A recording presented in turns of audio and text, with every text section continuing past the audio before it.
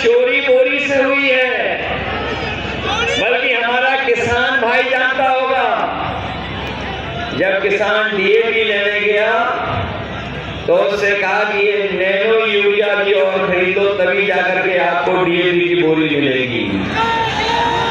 जो लोग जानकार होंगे, समझदार होंगे, वो जानते होंगे ये जो नैनो यूरिया जबरदस्ती खरीदवाई किसानों से, वो इसलिए खरीदवाई थी जिससे कि हमारे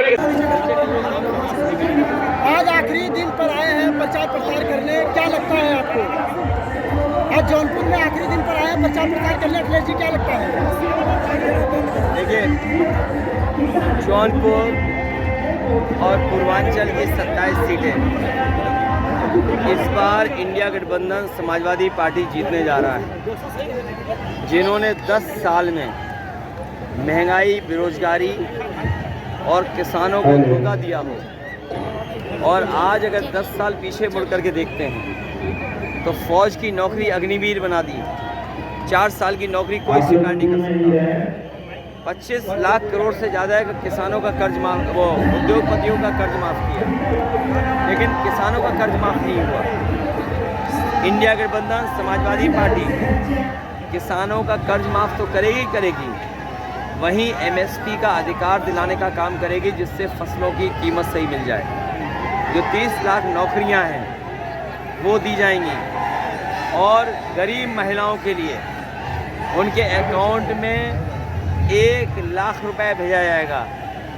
राशन की मात्रा, राशन की गुणवत्ता, और साथ ही साथ पैकेट के आटा के साथ साथ डाटा फ्री देने का काम भी सरकार में होगा। सब भाजपा वाले आप पे आरोप लगाते हैं कि आप 400 पार, क्या लगता है इस बार? देखिए, 400 पार का मतलब क्या होता है? आप पत्रकार साथी हो, नदिया के पार, अरे यहाँ तो बड़ी फेमस फिल्म बनी थी नदिया के पार जी। तो नदिया के पार का मतलब क्या हुआ? उस पार, सड़क के पार, उस पार। अरे रुक जा भाई, 400 पार, तो इसीलिए वो बोल रहे हैं कि 543 सीटों में 400 के बाद जीतेंगे, तो वो 143 हैं, लेकिन 140 करोड़ की जनता इन्हें 140 सीटें भी नहीं देगी। देखिए, जौनपुर का मेडिकल कॉलेज, जौनपुर में जो एम्बुलेंस चलाई गई थी वो व्यवस्था ख़राब कर दी, पुलिस को जो रिस्पांस सिस्टम 100 नंबर दिया था वो ख़राब कर दिया। जो मेडिकल कॉलेज आज आधुनिक खंडर की तरह खड़ा है, ना डॉक्टर्स हैं, ना पैरामेडिकल स्टाफ है, ना वहाँ असिस्टेंट प्रोफेसर हैं, ना प्रोफेसर्स हैं, क्योंकि आपके मुख्यमंत्री खुद उल्टा पुल्टा मुख्यमंत्री हैं, जो बिजली के कारखाने का नाम न ले पाए हों आज तक। और फिर जब हम लोगों ने सवाल किया तो क्या कहते, 46 में 56 IAS यादव हो गए थे, जिन्होंने झूठ बोला उस सदन में और सदन के बाहर। ये जनता सब समझ गई है इस बार, इसलिए जनता इनके खिलाफ मतदान करने जा रही है।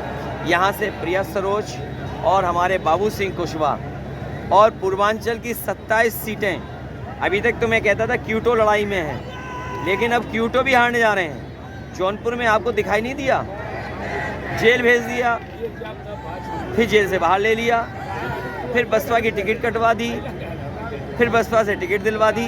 ये गणित क्या जनता नहीं समझती है? राजा भैया, मैं आपसे कह रहा हूँ, ये जो जेल जाना, जेल से बाहर आना, टिकट कटवाना, टिकट दिलवा देना, ये सब जनता समझती है।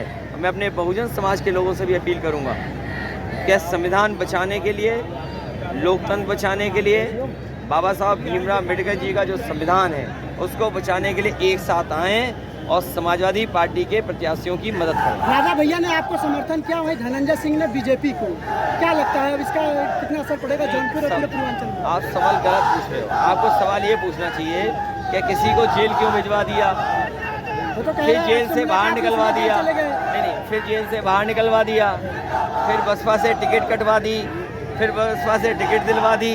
तो ये जो खेल है, जो मिला जुला खेल है, अंदर ही अंदर जो मिले हुए लोग हैं, इस बार जनता सब हिसाब किताब करने जा रही है। आप पर आरोप, भीड़ देखने के लिए क्या कहेंगे? मुझे खुशी है कि अब फोर्स भी बढ़ गया है, अब फोर्स भी सुरक्षा देने लगा है, क्योंकि इनको भी डर है कि अग्निवीर की तरह इनकी भी 4 साल की नौकरी ना हो जाए। सर आप पर आरोप लगाते हैं ये कि आप माफियाओं का समर्थन करते हैं, इस पर आप क्या कहेंगे?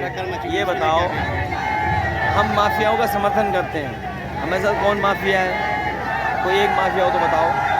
हमारे लोगों के साथ तो अन्याय हुआ है। आपको याद होगा पुजारी कांड, कितने पुलिस वाले जेल गए उसमें। जी सर। तो हम लोग कहाँ, जो माफिया लोग हैं उनको आप देख नहीं रहे हो। आप तो जानते हो माफिया कौन है। जी सर। माफिया की भाषा ही बदल गई। अब माफिया तो हिसाब किताब भी बदलने लगे। सुना था कि हमारी पार्टी से भी कुछ लोग टिकट मांग रहे थे, उसकी वजह से जेल जाना पड़ा। सोचो, एक दिल्ली के होम मिनिस्टर, एक रिटायर्ड होम मिनिस्टर, खेल क्यों नहीं समझते हो तुम? और ये बम्बई वाले सब तार जुड़े हुए हैं। सर क्या लगता है इस बार जनता सब समझ रही है। मछली सर लोकसभा में कितने से जीत होगी सर? प्रिया सरोज इस बार ऐतिहासिक वोटों से जीतेंगी। सर आज केशव साहब ने प्रयागराज प्रेस कॉन्फ्रेंस में कहा कि ये सरकार अभी तो इससे ये ट्रेलर का पिक्चर अभी बाकी है अगर सरकार में। अभी तो टेंट खाली थे, पंडाल खाली थे।